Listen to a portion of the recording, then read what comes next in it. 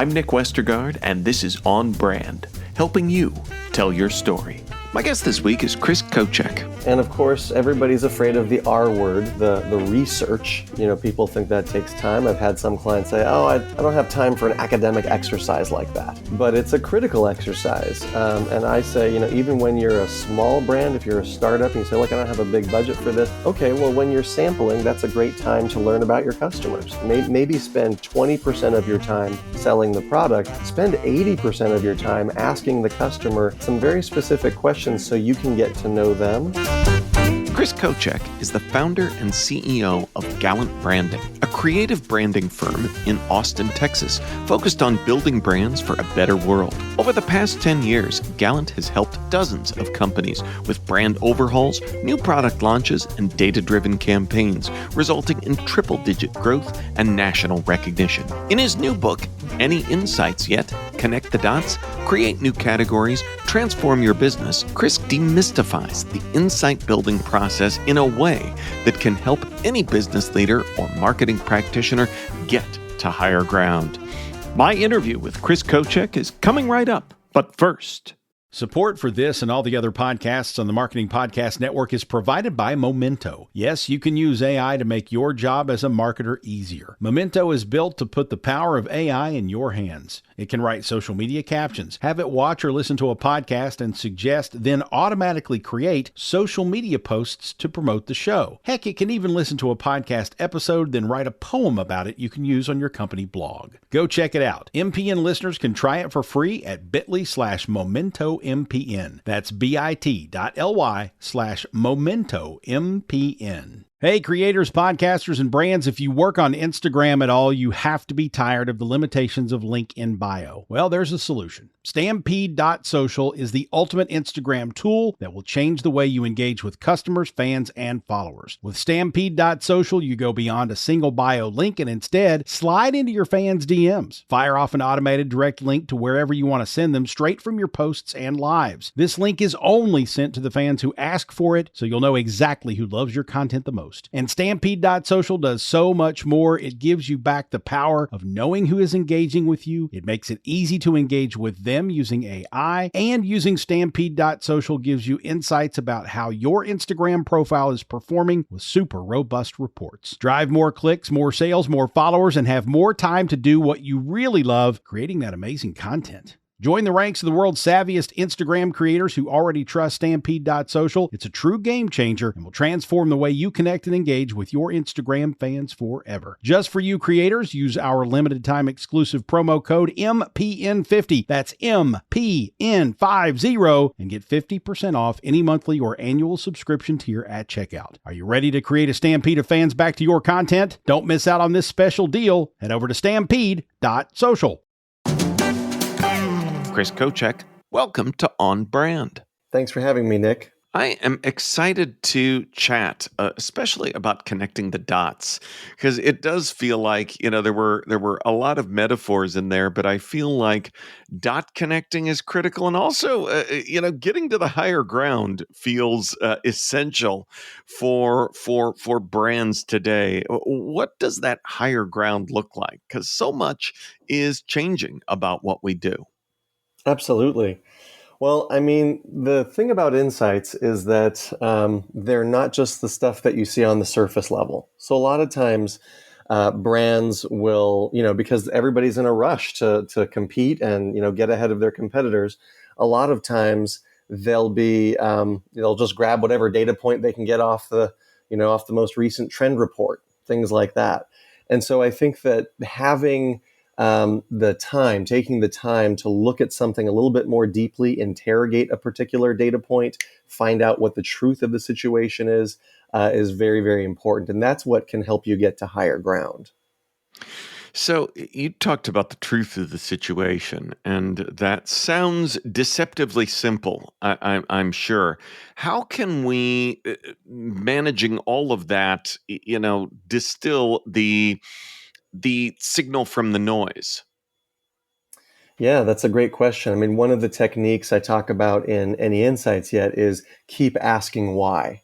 Yeah. So in order to get to the truth of something, I mean, it's something that, all kids are familiar with. If you've ever been around a 5-year-old for any length of time, they'll ask you relentlessly, why? Why do I have to go to bed at this time? Why do I have to eat my vegetables? Why do I have to do this? And when you give them the first answer, that's usually not good enough. So in a branding context, in those brainstorms and in meetings where you're trying to come up with bigger ideas, I think it's important to keep asking why. I love that, and I think that's a great way to frame it too. Any parents out there that have heard the "but why, but why, but why," though annoying as a parent, it can be a helpful brand strategy distillation process. It seems. Yeah. Well, a lot of times, and in business versus parenting, in business, you ask why too many times, and yes, it will get annoying, and people say we don't have time for that. But you have to find different ways of asking why. So maybe a different way of asking it would be, what's really going on here? Or why don't customers do X, Y, Z thing? So sometimes you can reframe the why question from a negative starting point instead of, why are they? Why aren't they? Why do they? Why don't they? So you got to find different ways of asking that question so as not to anger or annoy your colleagues too much. I like that. That would be like you introduced that a key difference between parenting and marketing. And I just chuckled. How has no one written that book yet of the key differences there? So your firm is focused on building brands for a better world, and I love this focus. Say more about what led you to that angle for Gallant. Absolutely. Well, I got my start at BBDO New York, which was a fantastic place to learn how to build brands and work on, Fortune 50 companies, Fortune 500 companies. Then I got recruited out to GSD&M in Austin, and when my daughter was born, shortly after my daughter was born, I thought to myself, okay, what can I do? How can I take all of these branding lessons that I've learned for big brands, and how can I apply them to startups or mid-sized businesses who are trying to make the world a better place, if you will. And so that was how Gallant Branding got started. So we like to talk about building brands for a better world. The better can mean, safer, greener, cleaner, smarter, stronger. Fill in whichever word you want there for better.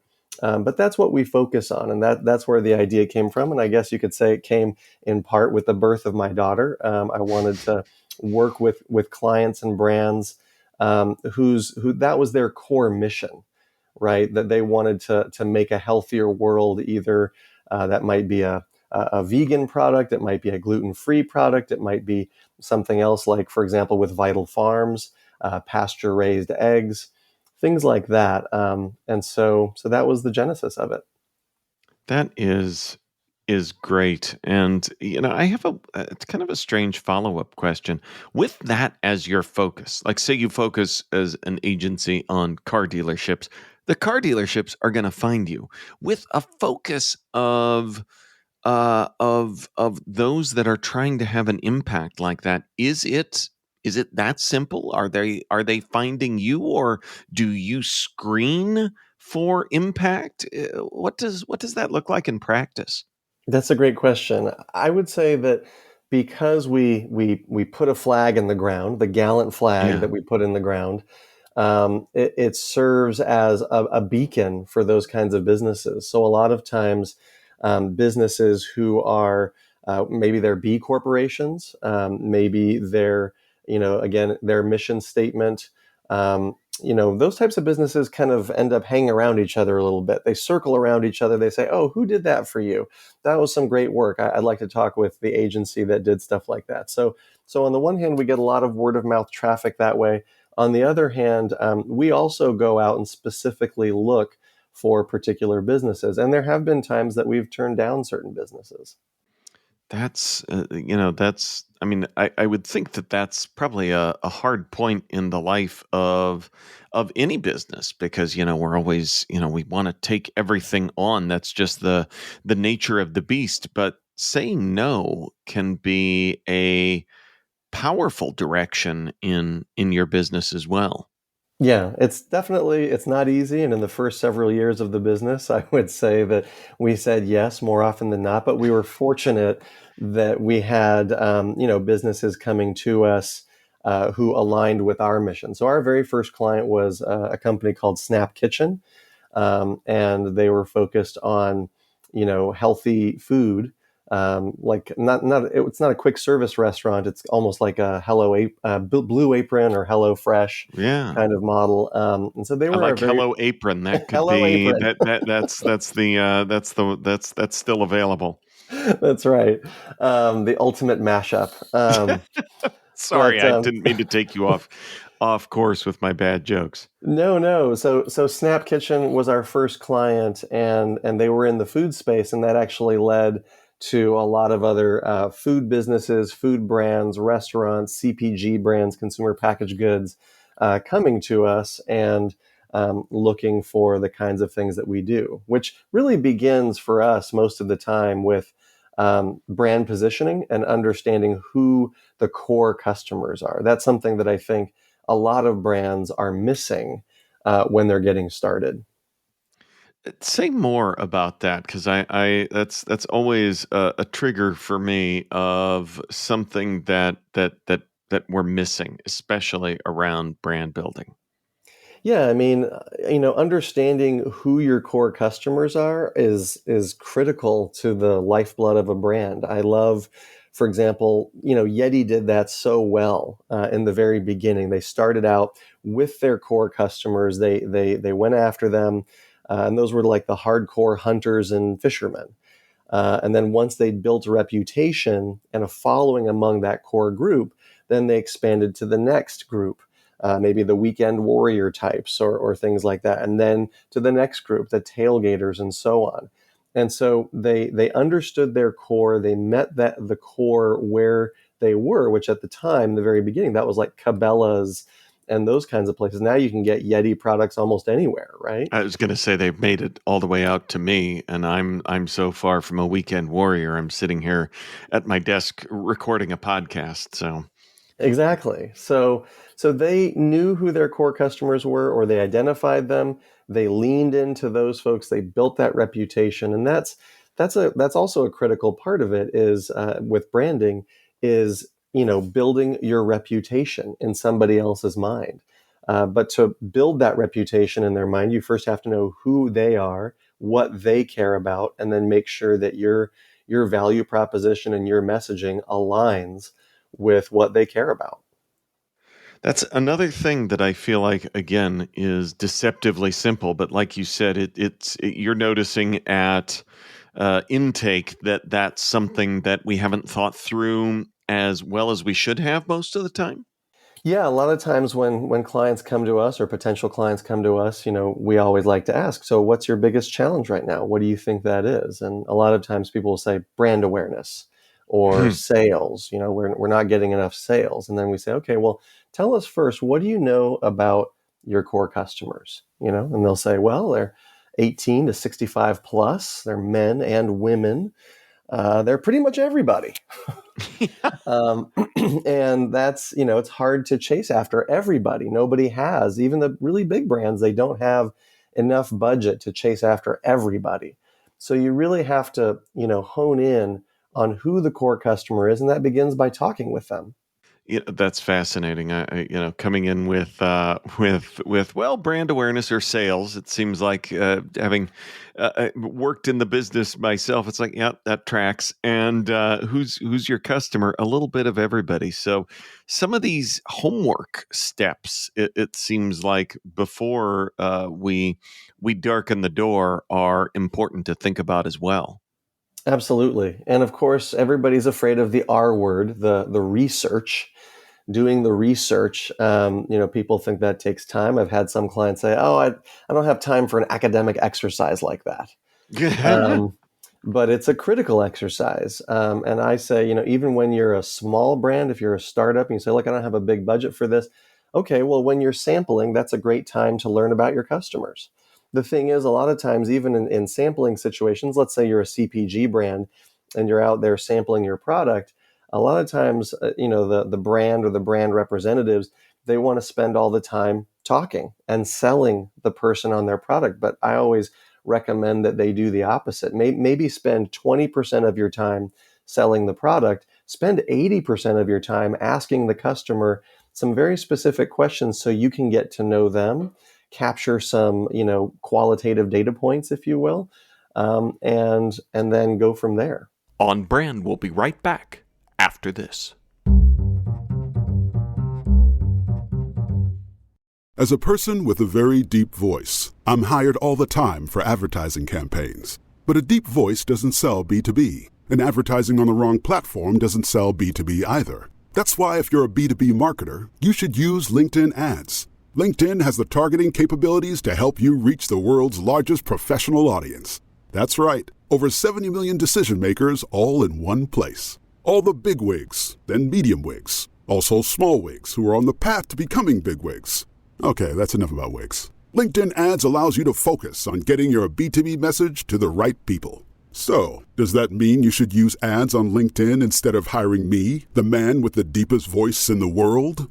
Yes. Yes, it does. Get started today and see why LinkedIn is the place to be to be. We'll even give you a $100 credit on your next campaign. Go to linkedin.com/MPN to claim your credit. That's linkedin.com/MPN. Terms and conditions apply. Hey, creators, podcasters, and brands, if you work on Instagram at all, you have to be tired of the limitations of link in bio. Well, there's a solution. Stampede.social is the ultimate Instagram tool that will change the way you engage with customers, fans, and followers. With Stampede.social, you go beyond a single bio link and instead slide into your fans' DMs. Fire off an automated direct link to wherever you want to send them straight from your posts and lives. This link is only sent to the fans who ask for it, so you'll know exactly who loves your content the most. And Stampede.social does so much more. It gives you back the power of knowing who is engaging with you. It makes it easy to engage with them using AI, and using Stampede.social gives you insights about how your Instagram profile is performing with super robust reports. Drive more clicks, more sales, more followers, and have more time to do what you really love, creating that amazing content.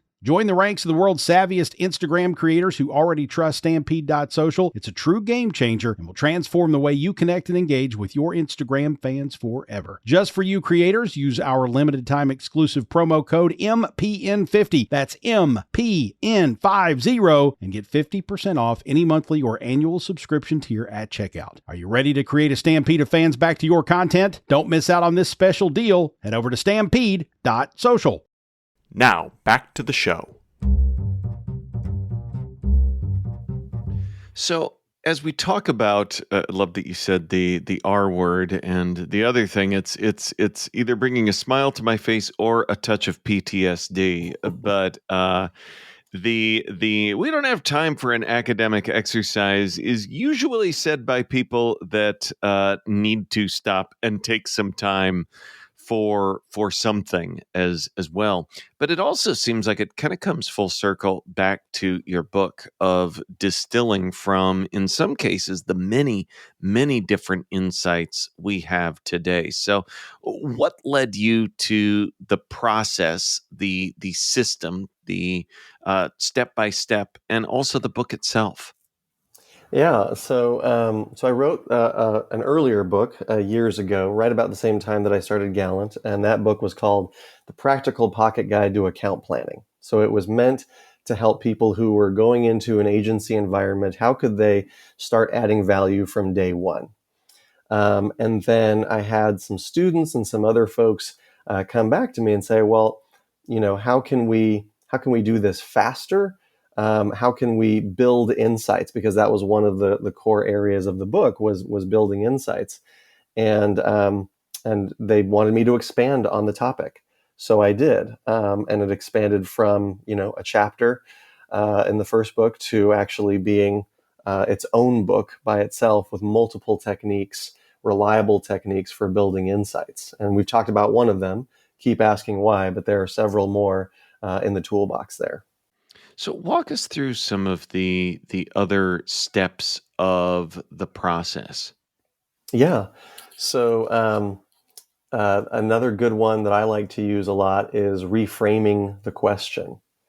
Um, so when somebody comes to you and says, "Hey, this is our problem," or "This is the question we're trying to answer," how can we reframe that question to get to higher ground or to get to something deeper? To mix my metaphors here, um, which actually leads to um, another technique, which is interrogating language. So I mentioned Snap Kitchen earlier. One of the things that we found out in focus groups when talking to people was the difference between just one simple word, which was healthy versus well. So we Mm. heard people talk about eating well. I'd asked, so what does it mean to eat healthy? And some people started saying, well, I like to eat well. And I said, well, wait a minute there. I asked about eating healthy. You said the word well. What's the difference in your mind between those two words? And people started talking a lot about that. And there's a surprising amount of difference between eating healthy and eating well in consumers' minds. And so we dug in on that a little bit more, and that led to some, very different creative and even product innovation. I love that. I mean, that's such a great example too of, I'm imagining in my mind too the person that doesn't have time for an academic exercise, but this is the type of actionable insights that it could seem like a little thing, the difference between those two words, but that obviously, like you said, produces different creative and produces different probably positive results too, I would imagine.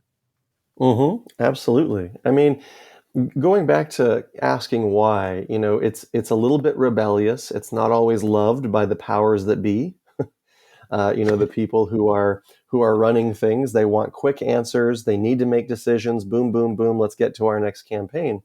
But when you challenge the category convention or you challenge the common wisdom by asking why, you can get to some interesting places. Here's an example. I was talking with Joanne Ciarino from UT Austin the other day, and we were talking about different campaigns, and she reminded me of a campaign from BBDO back in the day that she worked on, and the conventional wisdom that was challenged was, dogs are man's best friend. Well, they spun this around on their head and said, actually, based on our research, this was for Sheba pet food, cats, not dogs, are man's best friend, and here's why. And they uncovered some interesting findings in the research that led them to this particular idea or this insight that led to a fundamentally different direction for their creative campaign. I'm sitting in a room with both cats and dogs right now, so I'm just trying to just trying to keep the peace. But that too is a great example. So in thinking about this, I know we've talked about channeling our inner kids and asking why. If someone is thinking, boy, I'm listening to Chris talk and I have been avoiding the academic exercise for a while, if someone wants to jump in and do something differently today as a result of what we're talking about here, what would be advice that you would give? Yeah, that's a great question. Well, again, like I said, if you're out there with your customers, uh, start just by asking them some questions. You don't need to build a survey at first. You can just talk to people one on one. Ask them, but don't just ask them about your product, right? A lot of research is done, and it says, what do you think of our product? Would you recommend our product to a friend? It's a lot of navel gazing questions. If you want to connect with your customers, you've got to ask them questions about themselves or about their emotional connection to things. It's going to sound ridiculous here, but I like to give this example, which is we were working with a bean chip company years ago called Benito's. And, the CEO at the time said, Americans think beans are boring. And I said, is that Oh, well, then you're in a tough business, but let's go see if that's actually true. Let's challenge that conception that Americans think beans are boring. Let's go ask people that question. And so we asked people, it was in a focus group context, but we asked people, are beans boring or are they exciting? And you could not imagine how surprised I was, actually, when usually 70% or more of people in the focus groups would raise their hand and say beans are exciting. And then they would wax rhapsodic about how beans are colorful and they're so versatile. You can use them in salads and soups and all these different ways. You can mash them, you can fry them, you can do all these things. They carry so much flavor. And so many ideas started coming out of it. I never really thought of beans as being versatile. But we created a little bit of conflict in these focus groups by asking an or question. Is it this or is it this?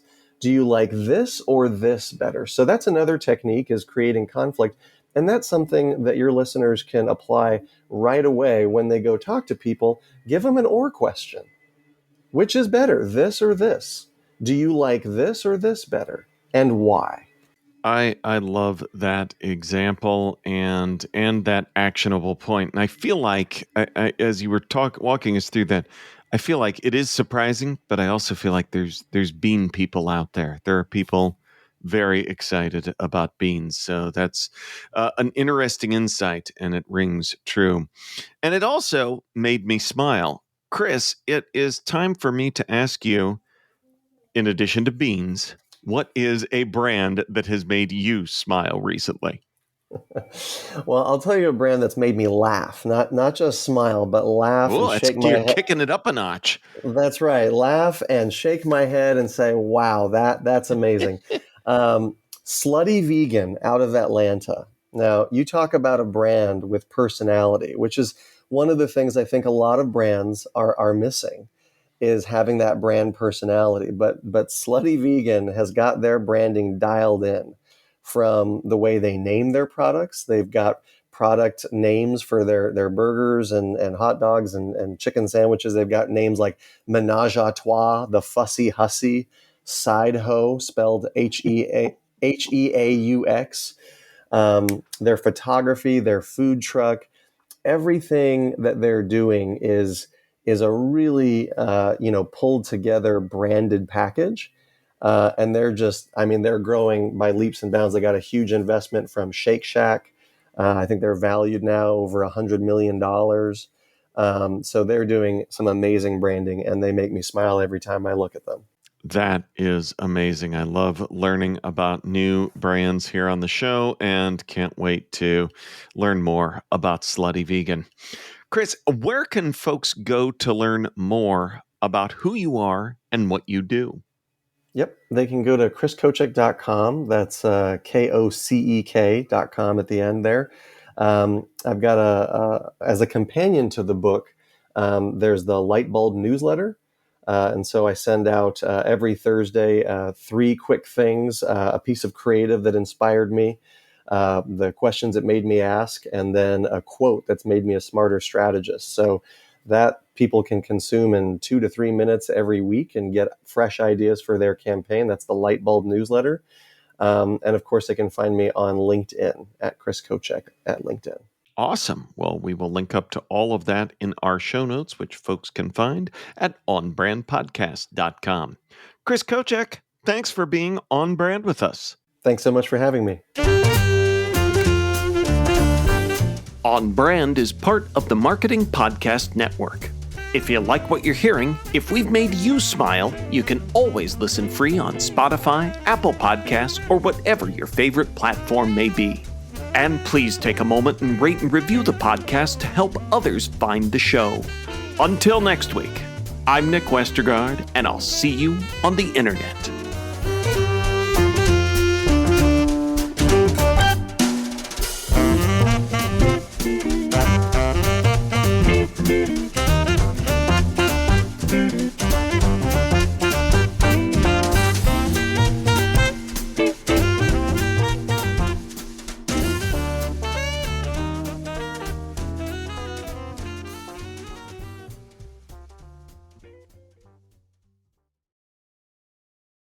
This podcast is heard along the Marketing Podcast Network. For more great marketing podcasts, visit marketingpodcasts.net.